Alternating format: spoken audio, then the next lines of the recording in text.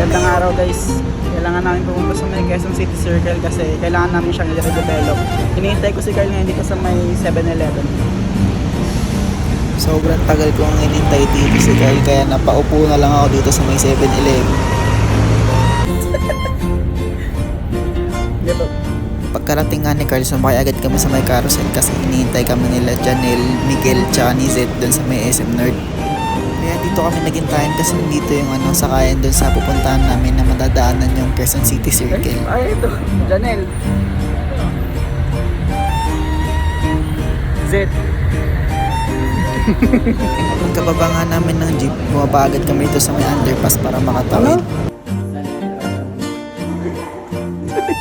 Pero since dito naman gagaling yung tao, dito na. Hindi na maganda yung pasok. Oo, tol, mahirap talaga yan, tol. Dito na kami ngayon guys sa SM North. Kasama ko si Carl. Nag-ano kami ng online class. Pakita mo. Yun o. Pauwi niya rin kaming mamaya-maya guys. Check lang namin yung papagawa ni Sir Nilo.